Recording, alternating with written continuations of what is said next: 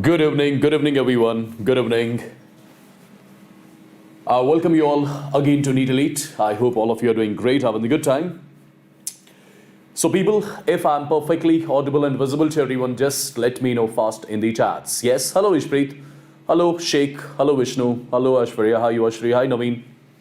Welcome back everyone, hello Uzma, hello Arif, hello Afshan. Hi Ashwarya, good evening everyone, good evening. Just let me know fast in the chats if I'm perfectly audible and visible to everyone. Yes? Let me know fast in the chats, my dear leads. I'm doing good, I'm doing good. Hi Madhumita, hello Praveen. Welcome back. Welcome back everyone, welcome back. Just give me a second people, we will be starting. Just give me a second.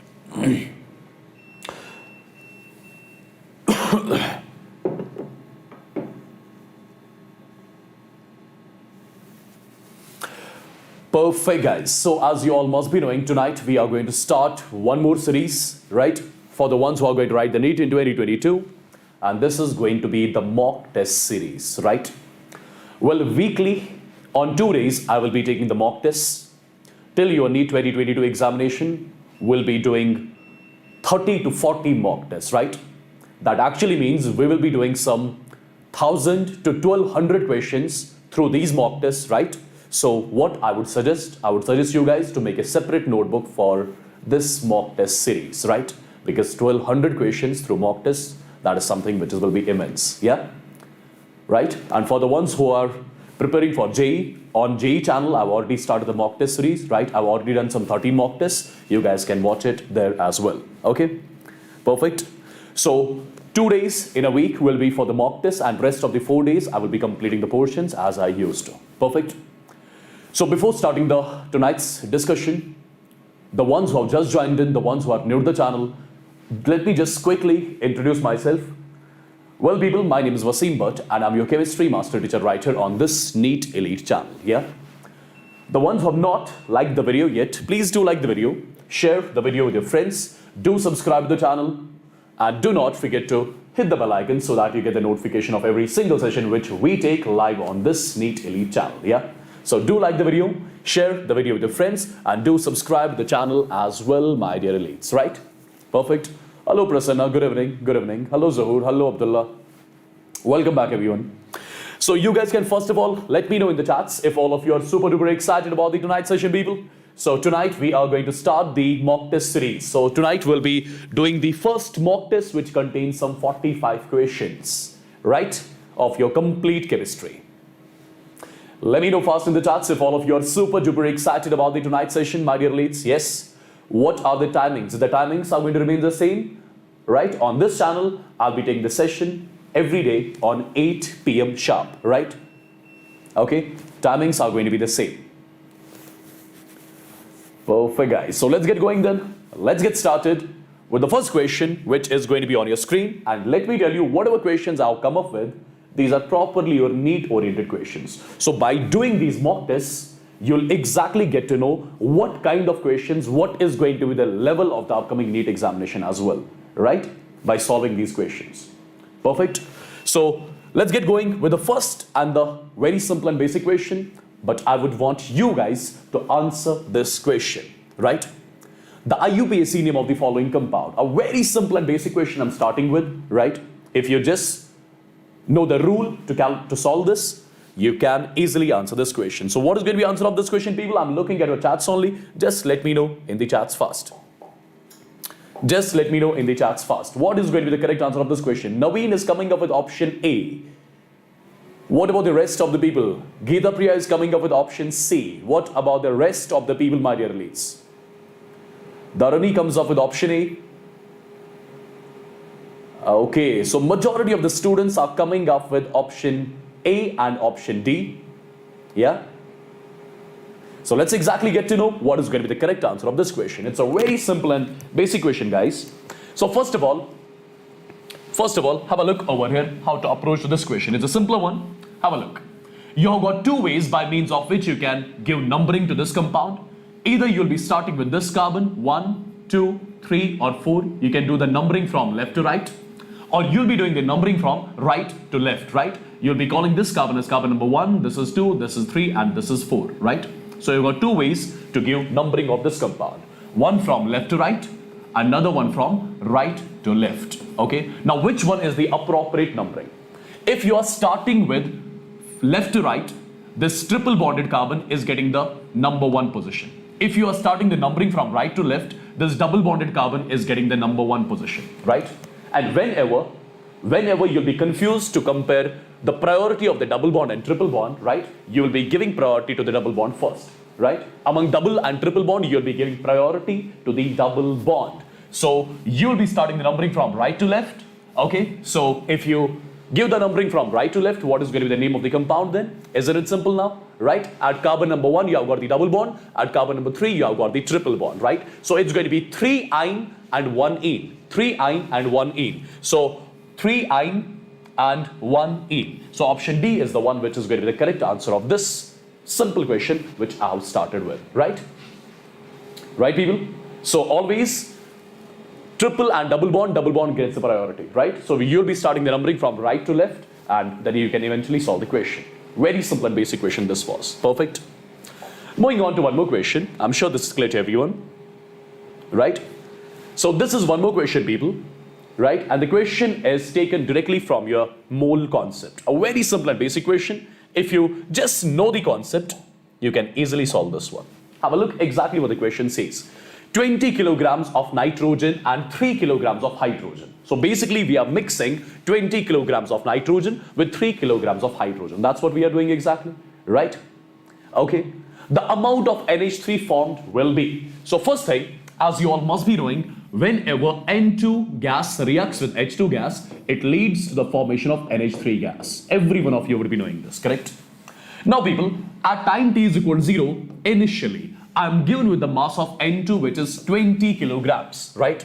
So first thing which I'll be doing, I will be calculating the number of moles of N2, which is going to be equal to given mass of N2 in grams, which is 20,000 grams divided by molar mass of N2, right? Molar mass of N2 is simply 28. So these many moles of N2 we have at time t is equal to 0. Till then you can let me know in the chats what is the value coming out to be from here. You can let me know in the chats what's the value coming out to be from here. In the similar way, how many moles of hydrogen do we have at time t is equal to 0? So I'll say number of moles of hydrogen at time t is equal to 0 is equal to given mass of hydrogen in grams, which is 3000 grams divided by molar mass of hydrogen, that's 2. The value comes out to be 1500. So these many moles of hydrogen we are starting with, and these many moles of N2 we are starting with. Can you just let me know in the chats what is this value coming out to be? Fast. Can you just let me know in the chats what is this value coming out to be? 20,000 divided by 28. Let me know fast. What is this value coming out to be, people? Are waiting? Are waiting? Well, people are saying 714.2. All right. So basically, at time t is equal to 0, I'm starting with 714 moles of N2, and at the same time, I'm starting with some 1500 moles of H2. Since the reaction has not started at time t is equal to 0, so this is going to be 0. As simple as that. Now, do remember, whenever in a particular reaction, you will be given with the amounts of all the reactants, right? And these amounts can be in terms of mass, it can be in terms of moles, it can be in terms of volume, it can be in terms of whatever number of particles, right? At that point of time, we use the concept of limiting reagent. What is the first step we do in the limiting reagent concept? We try to balance the reaction first. So make this 3 times, make this 2 times. Now this is a balanced chemical equation. It's a balanced chemical equation now. After balancing the chemical equation, you are supposed to identify which one among the 2 reactants is the limiting reagent. And how do you identify exactly? You are supposed to divide these given moles of reactants by the respective stoichiometric coefficients. So it's going to be 714 divided by stoichiometric coefficient 1, and it's going to be 1500 divided by 3. This value comes out to be 500. Which value comes out to be lesser? I'll say 500 will be less than 714. So the one whose value comes out to be lesser, that's always going to be your limiting reagent. So you got to know exactly H2 is your limiting reagent, right? H2 is your limiting reagent. Perfect. Now, if H2 is the limiting reagent, can I say out of 1500 moles of H2, there will be 0 moles of H2 finally left in the container? Because it is the limiting reagent, it would have got completely consumed in the reaction. As simple as that. Now, people, entire product will be decided by the limiting reagent. You guys know it. Can I say now, if I use the stoichiometry, can I say 3 moles of H2, 3 moles of H2 gives 2 moles of NH3? Can I say 1 mole of H2 gives 2 by 3 moles of NH3, right? 2 by 3 moles of NH3. So 1500 moles 1500 moles of H2 will be giving some 2 by 3 multiplied by 1500. The value comes out to be 1000 moles of NH3, right? So these are basically the number of moles of NH3 which would have got formed at the end of the reaction. You're getting some 1000 moles of NH3 at the end of the reaction. Perfect. What am I supposed to calculate? Am I supposed to calculate the moles of NH3 formed or mass of NH3 formed? I'm supposed to calculate mass of NH3 formed, right? I got the moles of NH3 formed. So what I'll be doing, I will be converting these moles into mass. I'll say mass of NH3 formed is going to be equal to moles of NH3, which is 1000, multiplied by molar mass of NH3. You guys know that is 17 grams per mole. The value comes out to be 17,000 grams. But is the answer given in terms of grams or kilograms? Answer is given in terms of kilograms. So 17 kilograms is basically going to be the mass of NH3 which would have got formed at the end of the reaction. You guys can just let me know fast in the chats if it is clear to everyone, if you can solve these sort of questions, right? Let me know fast in the chats, people, so that I can move on to one more question. I want you guys to let me know fast in the chats. Perfect. Absolutely wonderful. Let's move on directly to one more question then. This is one more simple question, right? When 2-bromobutane reacts with alcoholic KOH. So I'm making 2-bromobutane to react with alcoholic KOH. The reaction is called.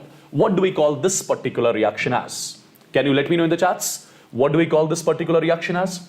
So we are starting with 2-bromobutane, right? We are starting with 2-bromobutane, correct? This is Br attached over here. This is hydrogen attached, right? Yes. So we are starting with 2-bromobutane. Perfect. This is your 2-bromobutane. I'm making it to react with alcoholic KOH. I'm making it to react with alcoholic KOH. What do we call this reaction as? Can you let me know?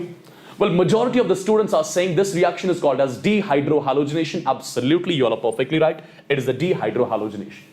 So if I ask you what are going to be the products in this particular reaction, how you are going to make the products? First of all, just you'll be take this Br out as Br negative. Just take this Br out as Br negative. If I take this Br out as Br negative, what do I get? If Br is taken as Br negative, so there'll be a positive charge on this carbon. Perfect. First of all, that carbon with which halogen is attached, that's what we call as alpha carbon. So this is what I'll be calling as alpha carbon. So these are going to be your beta carbons. This is also going to be the beta carbon. And the hydrogens which are attached with the beta carbons, these are called as beta hydrogens, right? Now people, if you take this beta hydrogen out, if you take this H positive out, you'll be getting the product like this. This is CH2, this is double bond, this is CH, this is CH2, and this is CH3.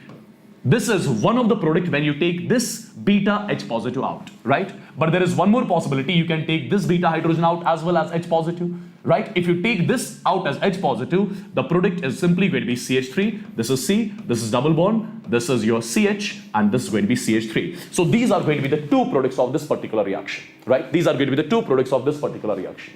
Now, one of them is going to be the major product and one is going to be the minor product. Now, which among the two is going to be the major and which among the two is going to be the minor? So this is basically your major product and this is going to be the minor product. Why is that?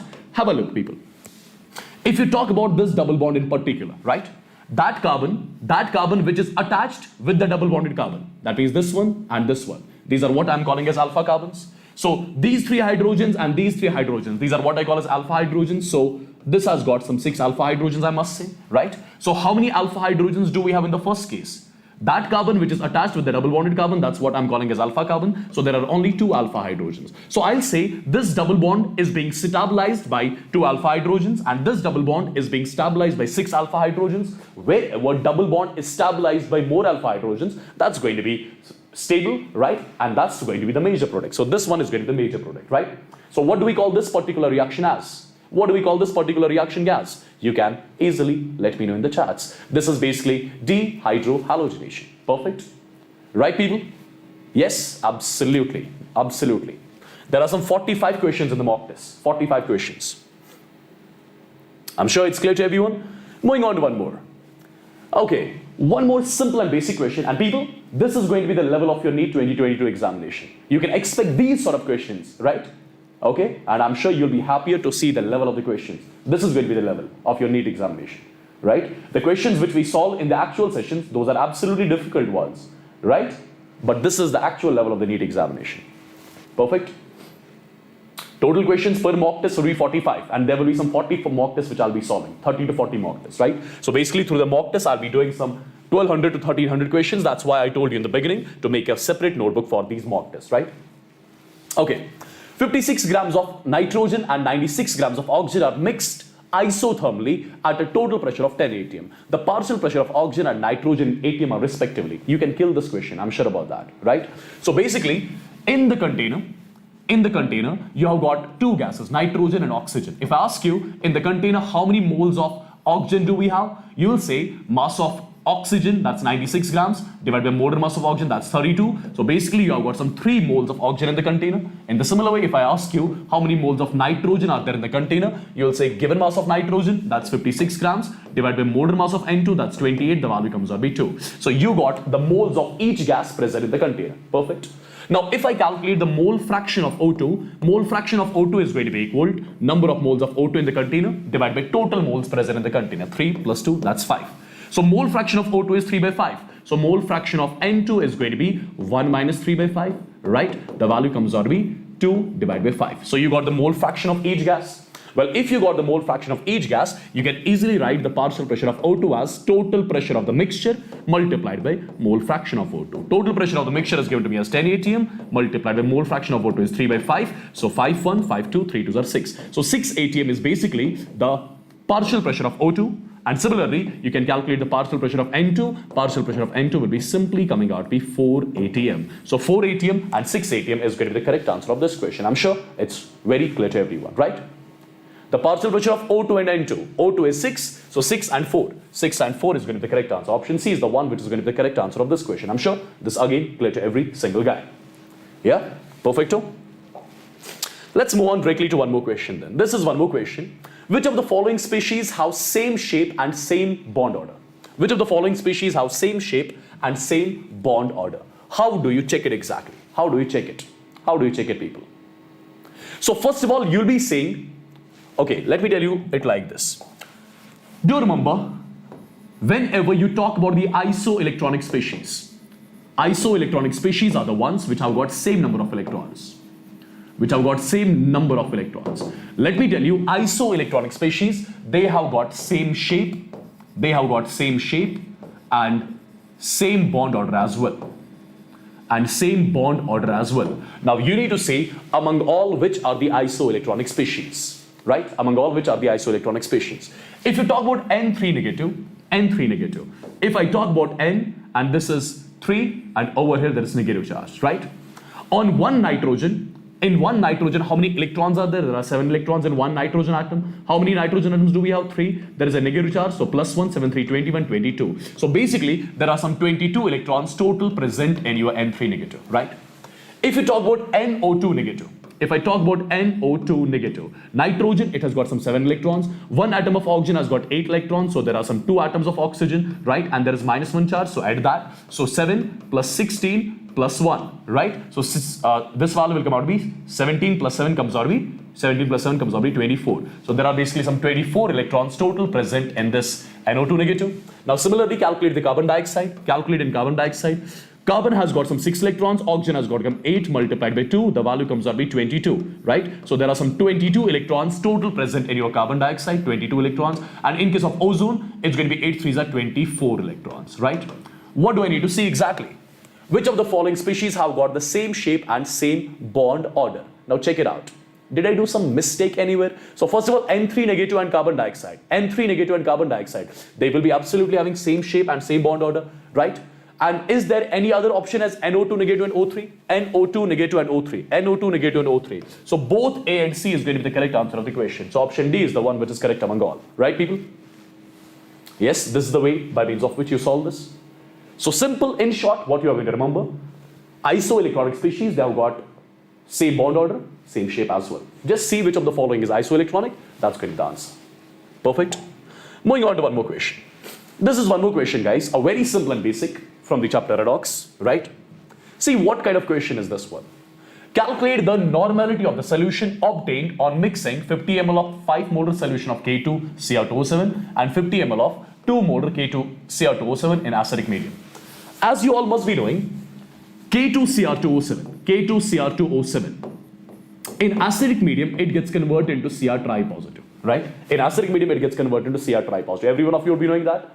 Now guys, have a look. If I ask you what is the oxidation state of chromium right here, you'll say +6. Oxidation state of chromium right here, +3. So +6 to +3, what is the change? 3 is the change in the oxidation state for one atom of chromium, but I have 2 atoms, so 3 2s are 6. So in acidic medium, do remember n factor of K2Cr2O7 is 6. And in the similar way, n factor of KMnO4 in acidic medium, that's going to be 5. You guys will be knowing about that as well, right?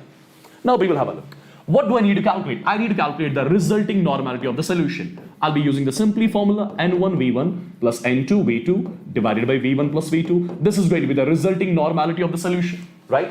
I'm adding 2 non-reacting solutions. Perfect. I'm adding 2 non-reacting solutions. That's why I'm using the sign plus in between, right? Now guys, N1. Normality is always equal to molarity multiplied by n factor, right? N1 is going to be equal to molarity of 1 multiplied by n factor of 1 multiplied by V1 plus N2 is going to be molarity of 2 multiplied by n factor of 2 multiplied by V2 divided by what? Divided by V1 plus V2. Every single parameter is given to us. Molarity of the first solution is given to me, right? N factor of K2Cr2, that's 6. V1 is given to me as 50 ml, right? M2 value is given to me as 2 molar.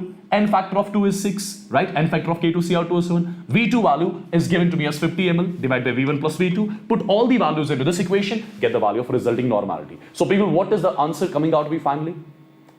What is the answer coming out to be finally? After putting all the values into the equation, you get the answer exactly as 21 normal, right? Very simple and basic question. Perfect. Moving on to one more question. The spin-only magnetic moment value in Bohr magnetron for CrCO6 is, right? The question from your coordination chemistry. Well, people, first of all, this carbonyl, it is the neutral ligand. It is the neutral ligand. If it is the neutral ligand, then Cr, its oxidation state will be 0. There will be no charge present on chromium, right? Now we will have a look. If I talk about the outermost configuration of chromium, it is 3d5-4s1. It is 3d5-4s1. It will be 4p0, 4d0 as well, right? This is the configuration, outermost configuration of your chromium. Perfect. Now guys, have a look exactly. This is 3d5 configuration. Let me make this 3d5 configuration. Let me make this 3d5. 1, 2, 3, 4, 5, right? Let me make this 4s configuration as well. 4p containing 0 electrons, and in the similar way, 4d containing 0 electrons as well. Now, as you all must be knowing about this carbonyl ligand, it's a strong field ligand, right? If it is a strong field ligand, it is going to cause the pairing of electrons, right? It is going to cause the pairing of electrons. So one of the electron will enter here, one of the electron will enter here, one of the electron will enter here. So after pairing, what is going to be the configuration? After pairing, the configuration is going to be like this: 1, 2, 3, 4, 5, 6, right? This is, all the other orbitals, these are vacant. Perfect. Now, if I ask you, what is the coordination number of this Cr over here? Since the coordination number is going to be 6, right? Yes, it's a monodentate ligand. Perfect. It's forming some 6 coordinate bonds are being formed with the central metal atom, right? So coordination number is 6. So that means this central metal atom, it has to arrange some 6 vacant orbitals for hybridization. 1, 2, 3, 4, 5, and 6. So these are the 6 vacant orbitals which the central metal atom has provided for hybridization. So what is going to be the hybridization in this particular case? Is it going to be D2sp3? Absolutely, the hybridization is going to be D2sp3, right? What is going to be the geometry? It's going to be octahedral. Perfect. It's going to be octahedral, right? Is there any unpaired electron? There is no unpaired electron. If there is no unpaired electron, so you'll say spin magnetic moment is going to be equal to under root of n into n plus 2 Bohr magnetrons, where n represents the number of unpaired electrons. Since there is no unpaired electron, so the spin magnetic moment is going to be 0, right? So what is going to be the answer of this question? It's option A. Anything can be asked out of these things, right? Anything can be asked out of these things. Perfect. Is it going to be the inner orbital complex or outer orbital? It's going to be the inner orbital complex, because the central metal atom, it is using its inner d orbitals for hybridization, so it's going to be the inner orbital complex as well, or you can call this as a low spin complex as well, right? Anything can be asked out of these. Perfect. All right, let's move on to one more question then. Very simple and basic question. I'm sure you guys can solve this easily, right? You need to see which of the following has got the largest dipole moment. If you talk about CF4 and CO2, these two have got the dipole moment as 0. They have got the net dipole moment as 0, right? They have got the net dipole moment as 0. Perfect. Because CF4, it's perfectly symmetric. right? Carbon dioxide, in case of carbon dioxide, what happens? In case of carbon dioxide, what happens? Oxygen attracts the bonded pair of electron towards itself, due to which oxygen gets negative charge, carbon gets positive charge. Similarly, this oxygen gets the bonded pair of electrons towards itself, due to which delta negative, delta positive. So basically, we get two dipoles in this case, right? And the direction of dipole moment in chemistry is taken from positive to negative, and we have got two equal and opposite directions. So net dipole moment comes out to be 0. So carbon dioxide will be absolutely having 0 dipole moment, and due to the symmetric structure and tetrahedral of this CF4 structure, so it's absolutely going to be what? It's going to have the net dipole moment 0 as well. Now among CHF3 and CH3OF, which one is going to have more dipole moment? As you all must be knowing, dipole moment is nothing. It is just the product of charge and displacement, charge and distance. It is just the product of charge and distance between the charges, right? So basically, this is OH over here and this is CH3. This is F and this is CH3, right? Where will be the charges more on the atoms? In the second case, I'll say the charges present on the atoms will be more because fluorine is more electronegative than oxygen, right? The charges on the atoms will be more. If the charge on the atoms are more, net dipole moment is going to be more. So in option B, the net dipole moment is going to be the maximum, right? Perfect, guys. I'm sure it's clear. Moving on to one more question. This is something which you guys must know, right? Because it is the direct NCERT given question, right? Which of the following does not form M tripositive ion? Which of the following does not form M tripositive, right? It is absolutely going to be the boron which does not form B tripositive because of the smaller size of boron and high ionization energy of boron. Because of the smaller size and high ionization energy of boron, this boron does not form the tripositive state, right? You won't see boron present in tripositive state. I'm sure this is also clear to everyone, right? In all the other cases, aluminium, indium, gallium, no doubt these are your group 13 elements, right? These are going to show they can form the M tripositive state, but boron is the one which cannot form M tripositive. What is the reason? The reason is due to the small size of boron and high ionization energy, right? So boron was the answer of the question. Geometrical isomerism is represented by. What do you think about this one, people? What do you think about this one? Can you let me know? Geometrical isomerism is represented by. Well, first of all, I hope you guys will be remembering. When can I say the molecule shows GI? What are the conditions for the molecule? The conditions which a molecule must follow so that it can show the geometrical isomerism. There are three conditions which a molecule must follow, by means of which we can say the molecule shows geometrical isomerism. First condition, if you select the two centers in the molecule, between the two selected centers, the rotation should be restricted. There should be restricted rotation, point number one. Point number two, towards this atom, there should be two different groups attached. Towards this atom, there should be two different groups attached. And towards this atom, again, there should be two different groups attached. Again, two different groups are attached. So two conditions. Third condition, what is the third condition? These are what I call as terminal bonds, right? These are what I call as terminal bonds. Perfect. This bond, this bond, this bond, and this bond. These four terminal bonds, either they should be present on the same plane, or the plane containing these two bonds and the plane containing these two bonds. Both the planes must be parallel. These are the three conditions which a molecule must follow. Then only we can say the molecule shows geometrical isomerism. Number one, restricted rotation. Number two, towards this atom, there should be two different groups attached. Towards this atom, there should be two different groups attached. Number three, either these four terminal bonds, they should be present on the same plane, or the plane containing these two bonds and the plane containing these two bonds, those two planes must be parallel, right? That is the condition for the GI to happen. Perfect. Now guys, how do we represent geometrical isomerism? Well, if you look at all these options, well, majority of the students have given the answer as nothing, right? Let me tell you, this is going to be the correct way of representing your GI. Perfect. So it's basically like this. It's C, double bond C, right? And there is X and Y attached. This is X and this is Y. And similarly, this is X and this is Y. Perfect. Right? So what kind of isomer we call them as? Two same groups on same side, right? It's going to be cis form. You can make its transform as well, right? You can make its transform as well. This is Y, for example. This is X, right? This is X and this is Y. Perfect. Two different groups. This is going to be the transform. Right? This is the way by means of which you can represent your GI. I'm sure this is also clear to everyone. Yeah? Perfect. Moving on to one more question, my dear people. This is one more question. These sort of questions have been frequently asked in your JEE Mains 2021 examination. In all the shifts of chemistry, right? In all the shifts of chemistry, there were some 28 shifts for chemistry in 2021 for JEE Mains. In every shift, the question was asked out of these ores, right? Yes. So do have a proper eye on these. These are all given in your NCERT as well, right, people? So which ore is best concentrated by froth flotation method? Which ore is best concentrated by froth flotation method? I'm looking at your charts. You guys can let me know in the charts. Which one? Which one is best concentrated by froth flotation method? I hope you remember it's going to be the sulfide ore, right? Which is cinnabar, right? It's going to be the sulfide ore, which is cinnabar. It is best concentrated by froth flotation method. Perfect. All the other things I would want you guys to remember, right? All the other things I would want you guys to remember. Perfect. And you have a look properly in your NCERT where it's mentioned that, which method is best suited for the concentration by which method and all, right? All those things are given in NCERT. I would want you guys to have a proper eye on these sort of questions because these sort of questions have been frequently asked in the JEE Mains. So you can expect these sort of questions again. Perfect.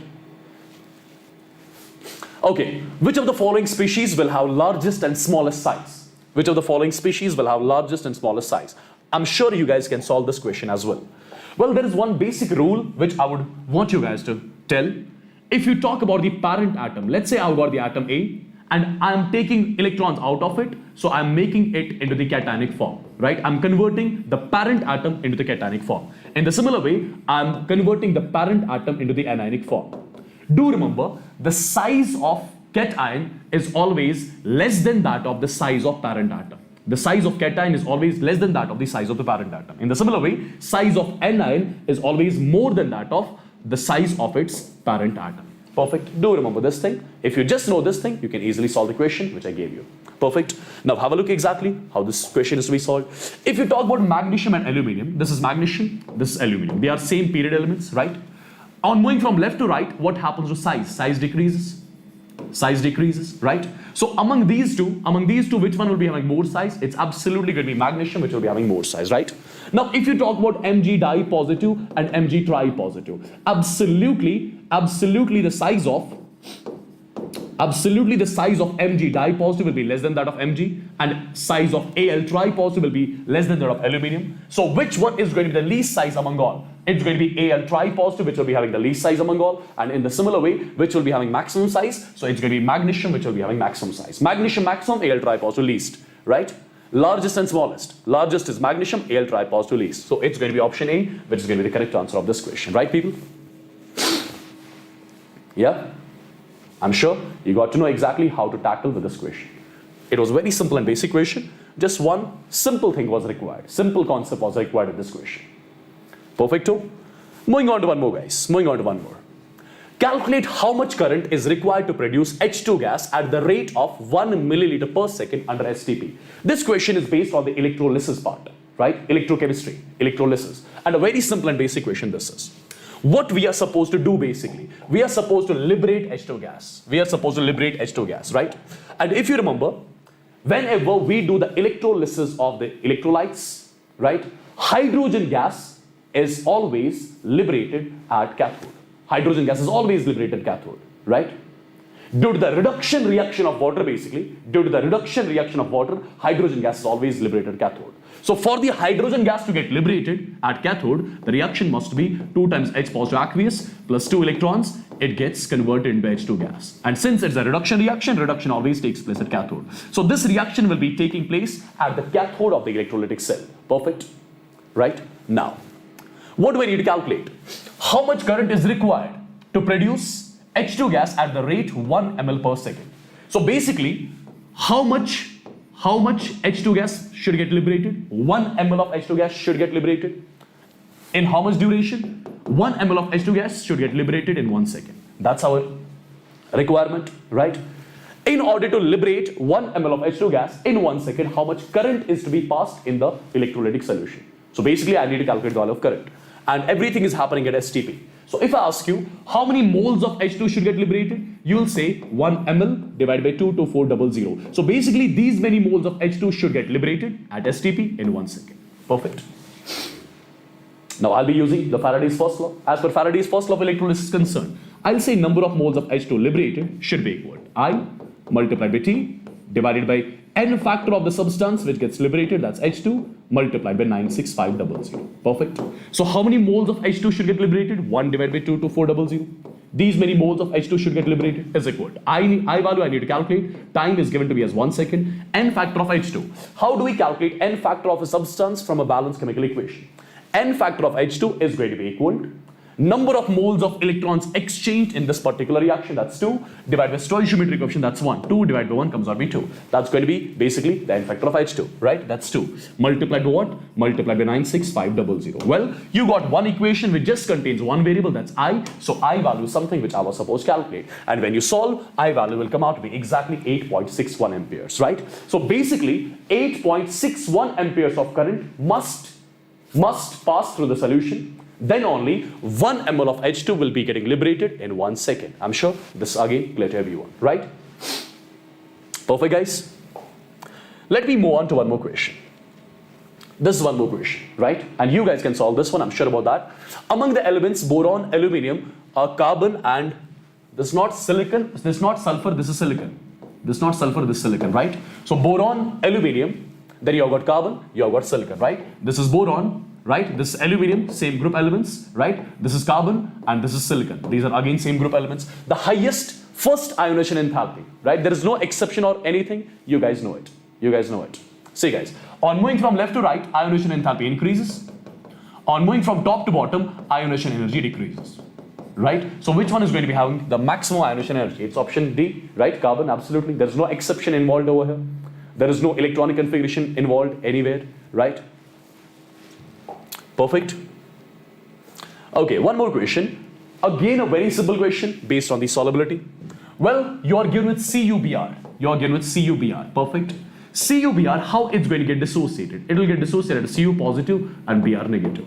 Let's assume its solubility is S. If the solubility of CuBr is S moles per liter, the concentration of Cu positive is S, the concentration of Br negative is S. If I write the expression for Ksp, how do we write the expression for Ksp? It's going to be concentration of Cu positive, that's S, raised per stoichiometric coefficient 1. Concentration of Br negative, that's S, raised per stoichiometric coefficient 1. So the value comes out to be S square. Well, is the value of S given to me? Solubility? Yes, it's given to me. 2 into 10 raised per minus 4. So 2 into 10 raised per minus 4 raised per 2. The value comes out to be 4 into 10 raised per minus 8. So this is the value of Ksp, which is something I was supposed to calculate, right? So this is going to be the answer of the question. As simple as that.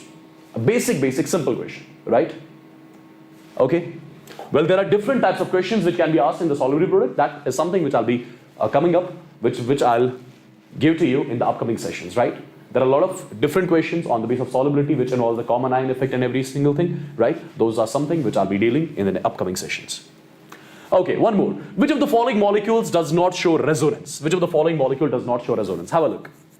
If you look over here, this is pi, this is sigma, right? This is pi, this is sigma. So this P must have the vacant orbital, then only it can show resonance. Absolutely, it has got the vacant d orbital, this phosphorus. So it's going to show the resonance. Pi, sigma, vacant orbital. Resonance, right? Similarly, this is pi, this is sigma. This sulfur has got the vacant d orbitals. So conjugation, pi, sigma, vacant orbital. Conjugation, resonance, right? This is pi, this is sigma. Look at the octet of this boron. Look at the octet of this boron. Is it complete or incomplete? It's incomplete. It has got 6 electrons in its octet. So there will be definitely some vacant orbitals, vacant p orbital in boron. There will be the vacant p orbital in boron. So pi, sigma, vacant orbital. It will show the conjugation. I mean, it will show the resonance, right? If you look at the last one, if resonance happens in this case, then negative charge will come here. There will be a double bond. If there is a double bond over here, boron will be forming some 3 plus 2, 5 bonds, which is not possible, right? So this is not going to show any sort of resonance. So it's option D, which is not going to show resonance among all the following, right? Right, people? So it's option D, which is going to be the correct answer of the question. Okay, one memory-based question, and I'm sure you guys have been knowing about this one as well, right? It is directly again taken from the NCERT. If you talk about caprolactam is used for the manufacture of what? It is used for the manufacture of nylon 6, right? Caprolactam is used for the manufacture of nylon 6. Absolutely, you all are perfectly right, right? And this is the reaction which takes place by means of which nylon 6 gets formed. So do remember these sort of questions as well. Even these sort of questions from the chapter polymers were frequently asked in your JEE Mains examination in 2021 in all the shifts, I must say. So you can have a look, you can have an eye on these sort of questions as well. Perfect, guys?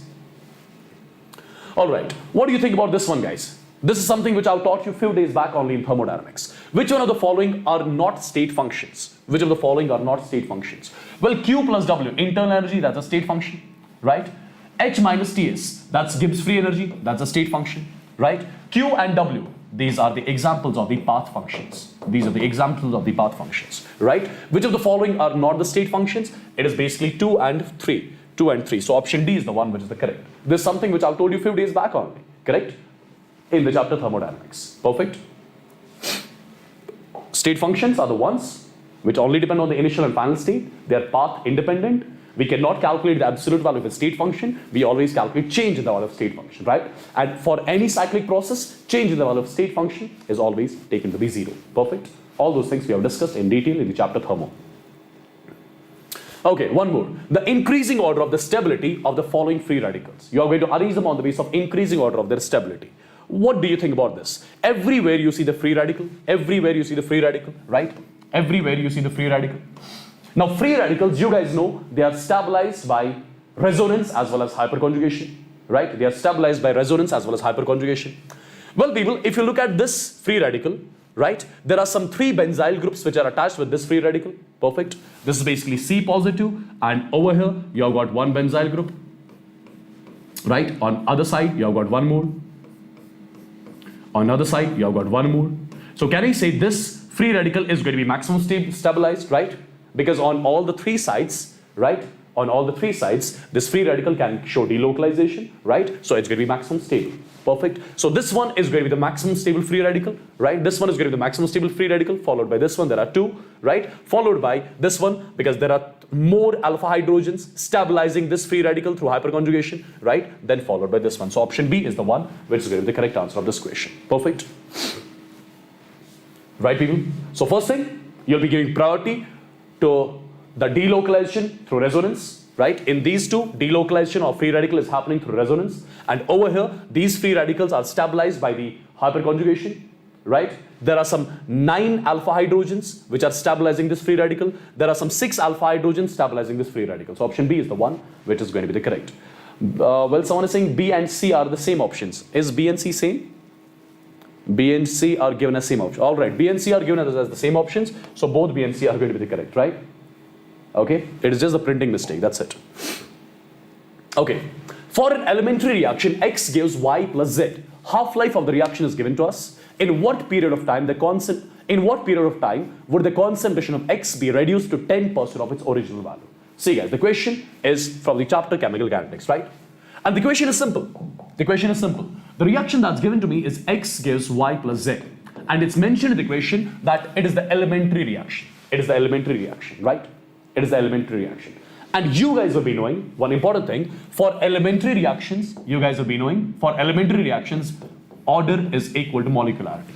You guys will be knowing for elementary reactions, order will be equal to molecularity. So what is the molecularity of this reaction? It's 1. So what is going to be the order of this reaction? It's going to be 1, right? So basically, the reaction that's given to me is going to follow the first order kinetics, right? It's the first order reaction. Perfect. What is the half-life given to me? Half-life for the reaction is given to me as 10 minutes, right? So if you remember the formula by means of which we write the half-life for the first order reaction, it is 0.693 divided by rate constant K is equal to 10. Perfect. So K value from here you'll be getting as 0.0693 and it's going to be minute inverse, right? Minute inverse. This is going to be your rate constant for this first order reaction, right? Now guys, after getting the rate constant, what do I need to do? Have a look. At time t is equal to 0, let's say the initial concentration of X is A0. This is going to be 0. This is going to be 0, right? Now the question says at what time the concentration of A will be reduced to 10% of its initial value. 10% of its initial value.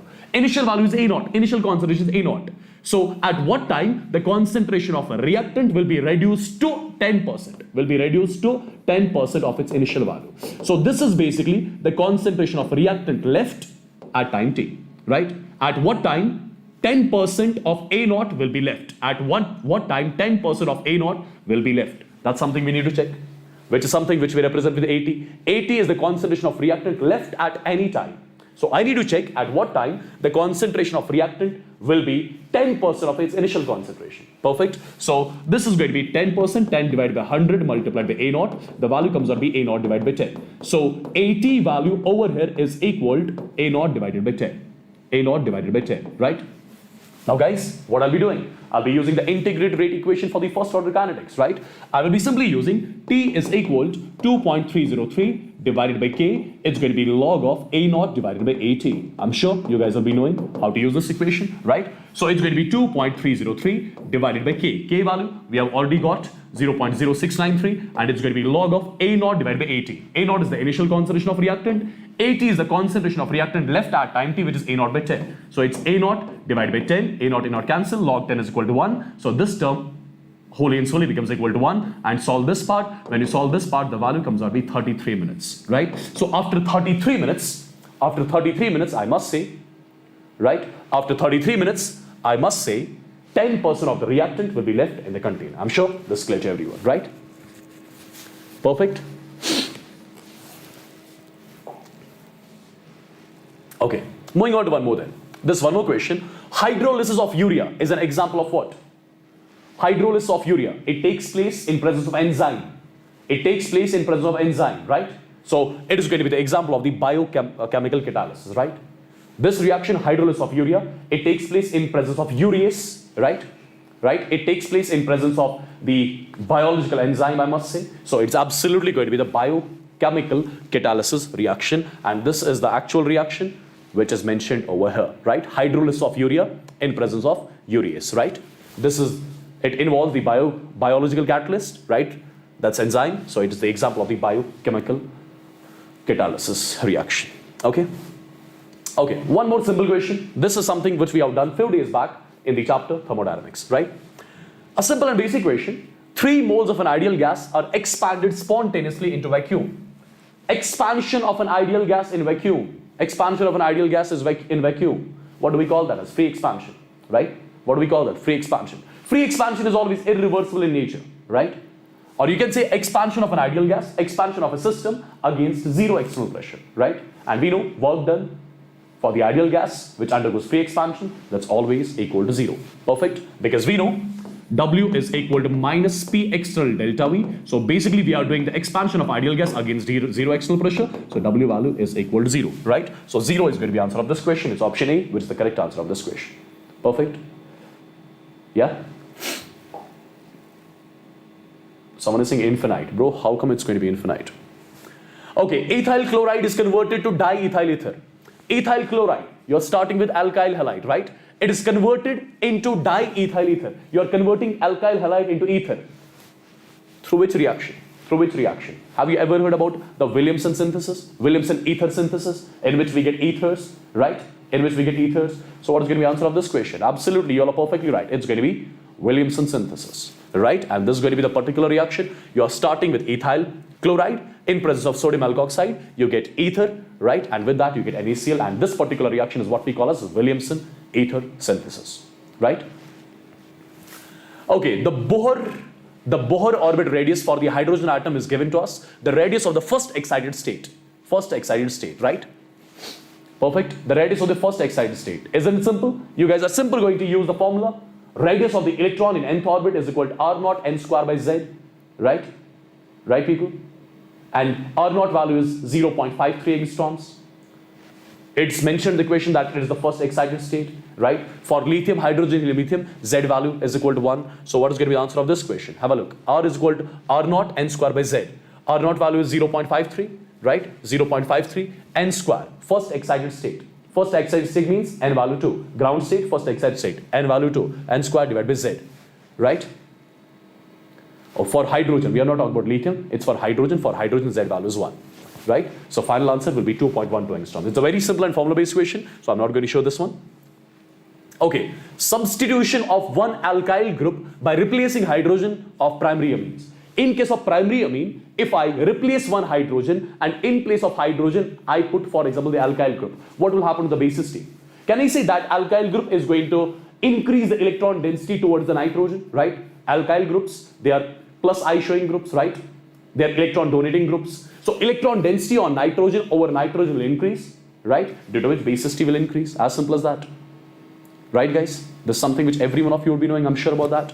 So it's option A, which is going to be the correct answer of this question. So basically, in your primary amines, we are replacing one hydrogen, and instead of that, we are putting alkyl group. Alkyl group will increase the electron density towards nitrogen. More the electron density on the nitrogen, what is going to happen? More is going to be basic strength, right? So option A is the one which is going to be the correct one. Okay, producer gas is a mixture of, a very simple and memory-based question. Producer gas is a mixture of what? Producer gas, it's a mixture of what? Let me know in the chats fast. Right? Have you ever heard about Syngas Synthesis? Right? SYN gas, carbon monoxide plus H2O, right? Yes. So basically, on small scale, pure carbon monoxide is prepared by dehydration of formic acid with concentrated H2SO4, and by means of which you get something like this over here, right? So it's absolutely going to be option A, which is the correct answer of this question. I'm sure you're noting down all these questions, and at the same time, you're remembering them, right? Okay, compare the stability of the following carbocations. I'm given with the following carbocations, I need to compare their stabilities, right? First of all, if I look at the first one, is it aromatic, anti-aromatic, or non-aromatic? Right? Have a look. If you talk about this carbon or this carbon, both the carbons are sp3 hybridized. sp3 means tetrahedral, so non-planar. Non-planars always are going to be non-aromatic, right? Non-aromatic. Perfect. If you look at the second one, sp2, sp2, sp2, sp2, sp2, all are sp2, so molecule overall is planar, right? Is there the complete cyclic conjugation? Yes, there is complete cyclic conjugation, right? How many pi electrons are involved in complete cyclic conjugation? There are 4 pi electrons involved in the complete cyclic conjugation, right? So is it going to be aromatic or anti-aromatic? This one is going to be anti-aromatic, right? Any molecule in which there will be 4 n pi electrons involved in the complete cyclic conjugation, right? That's one of the conditions for the anti-aromatic molecule. Okay, right here, if you look at this one, there is complete cyclic conjugation. How come there is complete cyclic conjugation? See guys, there are 2 lone pairs basically on this oxygen. There are 2 lone pairs, right? Out of 2 lone pairs, 1 lone pair is participating in the conjugation, right? Yes. So 2, 4, and 6. There are some 6 pi electrons involved in the complete cyclic conjugation. Number 1. This sp2, sp2, sp2, sp2, sp2, and this oxygen is also sp2. So basically, that lone pair which participates in the resonance, that's not counted for hybridization. So 2 sigma and 1 lone pair, 2 plus 1, 3, steric number is 3, sp2. So it is basically the planar one, right? 6 pi electrons involved in the complete cyclic conjugation. And you guys know, if 4n plus 2 pi electrons are involved in the complete cyclic conjugation, right? That's one of the conditions for the molecule to be aromatic, right? So third one is aromatic, second one is anti-aromatic, first one is non-aromatic. And you know, aromatic ones are going to be maximum stable, followed by non-aromatic, which is first one, followed by anti-aromatic, which is second one. So 2, 1, 3 is going to be the order, right? 2, 1, 3 is going to be the order. So option D is the one which is the correct answer of this question, right, people? Yeah? So it's basically, wait, did I do any mistake? 3, 1, 2, right? 3, 1, 2. Okay, 3, 1, 2 is option, it's option C, it's not option D. Okay, 3, 1, 2. I wrote 3, 1, 2 only, yeah? I wrote 3, 1, 2 over here only. Perfect? Because this is aromatic, this is non-aromatic, this is anti-aromatic. So 3, 1, 2 is going to be the order. Alright, so one more question. The question which is from the chapter solid state, right? And it's again a simple question. AB crystallizes in a body-centered cubic lattice wherein edge length A equals to 387 picometers. The distance between the 2 oppositely charged ions in the lattice. Well, if you talk about the body-centered cubic lattice, you know, body diagonal. Or just remember one thing, in case of body-centered cubic unit cell, 2 times radius of cation plus radius of anion is equal to root 3 A divided by 4. Do remember this formula for the BCC, for the body-centered cubic unit cell. Perfect? Yeah?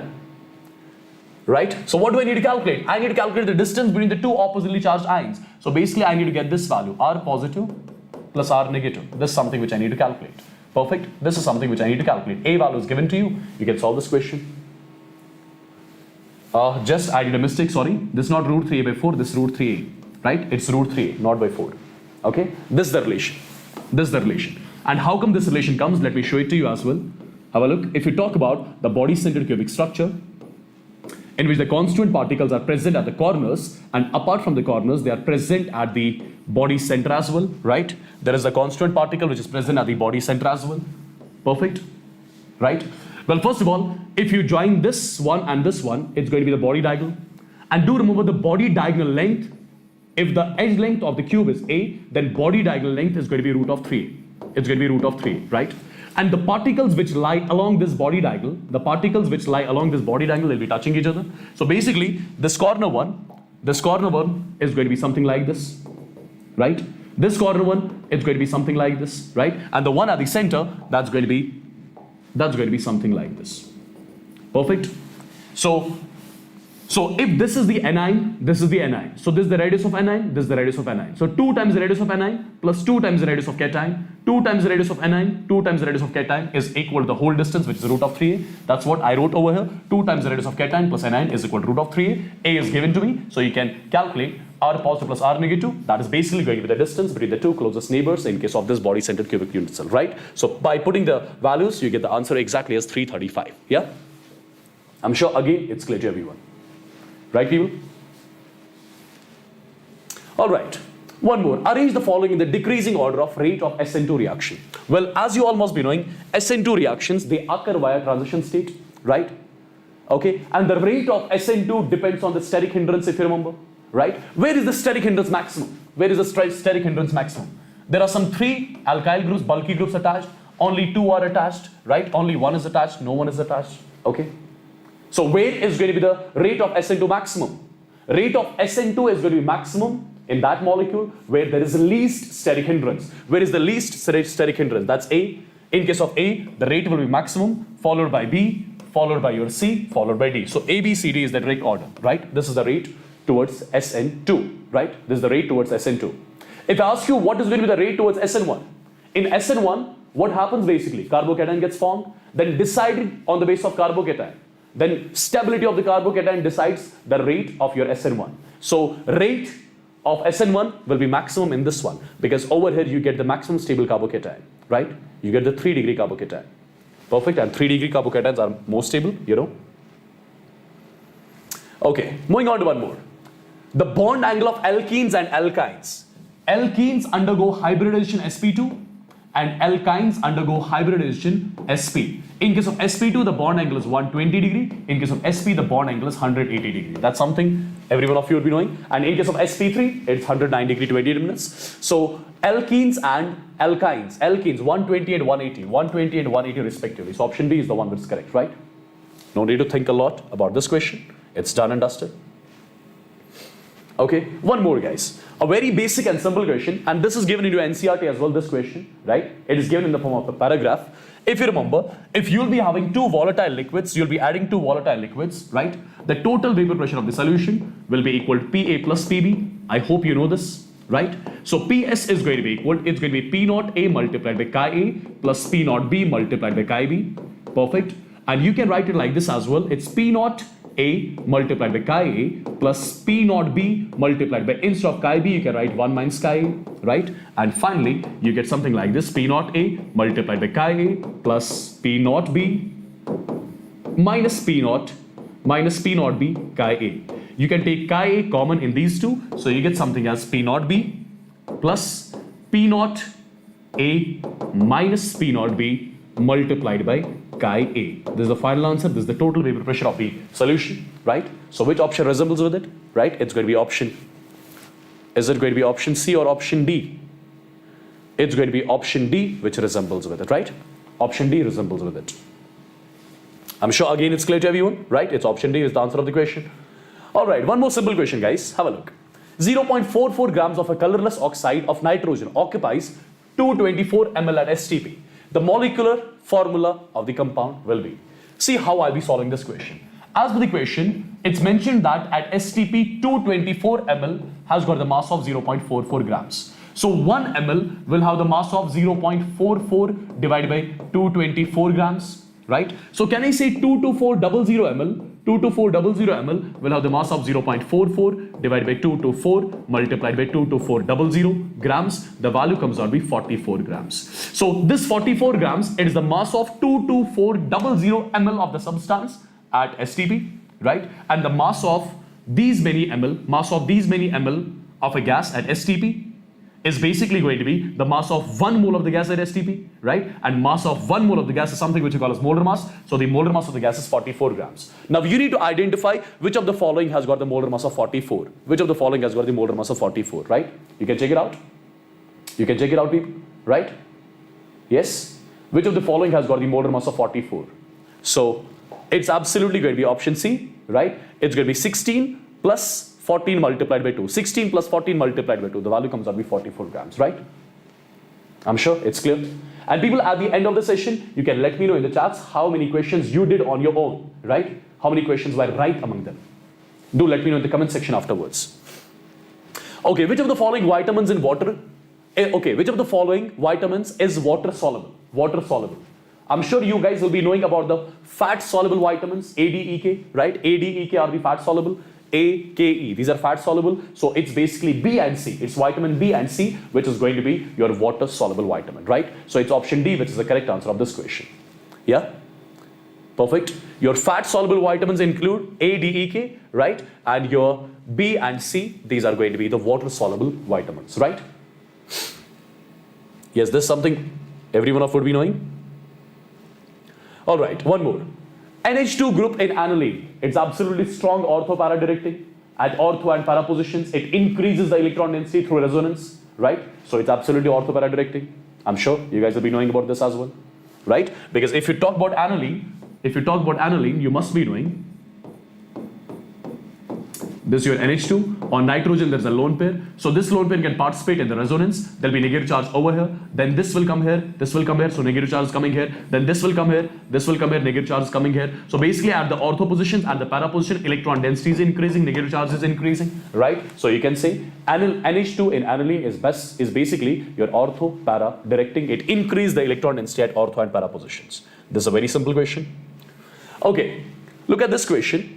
If electron, hydrogen, helium and neon nuclei are all moving with the velocity of light, then the wavelength associated with these particles. So de Broglie's wavelength lambda is equal to h upon mv, right? So if all are moving with the velocity of light, so at that point of time I can simply say lambda is inversely proportional to mass, right? Lambda is inversely proportional to mass. So wherever mass is minimum, lambda is maximum. Mass will be minimum for electron, so lambda will be maximum for electron.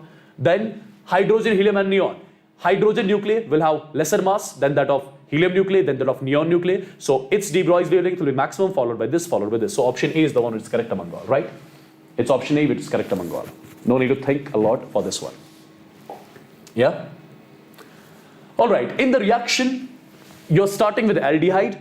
It is reduced to hydrocarbon, alkane. It's reduced to alkane using amalgamated zinc and concentrated HCl. The reaction is known as. People, do you remember? Your aldehydes and ketones, they are reduced to hydrocarbons in presence of this reagent, What do we call this reduction as? Do we call this as the Clemmensen reduction? Absolutely, we call this as Clemmensen reduction, right? Yes, in which your aldehydes or ketones, they are reduced to the hydrocarbons in presence of the amalgamated zinc and concentrated HCl. You call this type of reduction basically as the Clemmensen reduction, right? Your keto or aldehyde, it's getting converted simply into the hydrocarbon, right? Into your alkane in this case.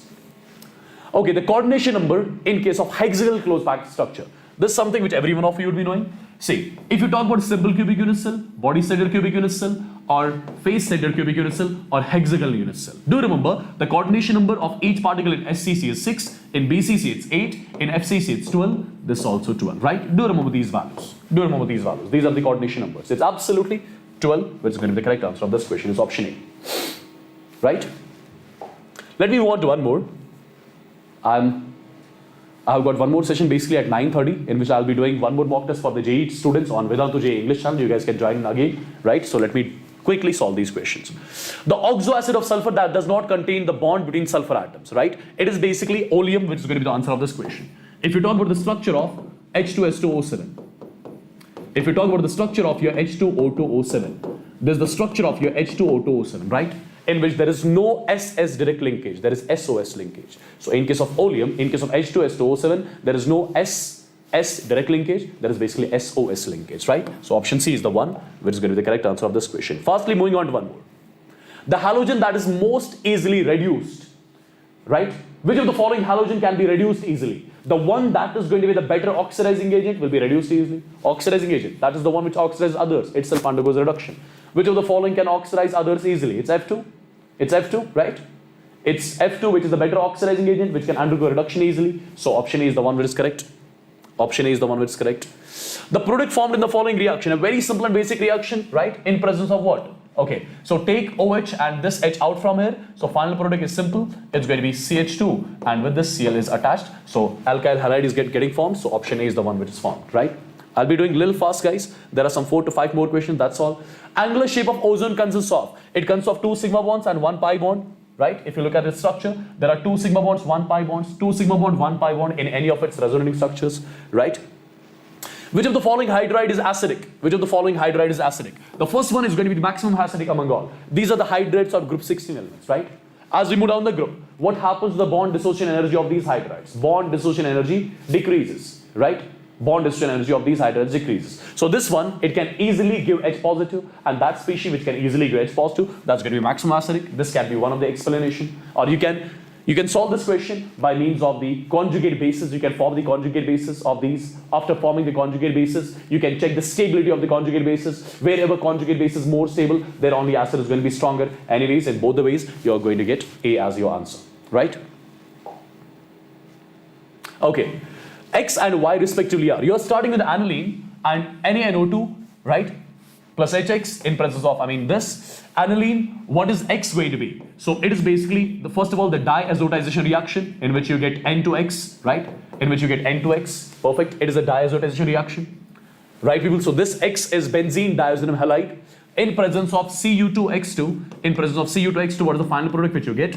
So this is the final product which you get over here. So this is X and this is Y, right? X and Y.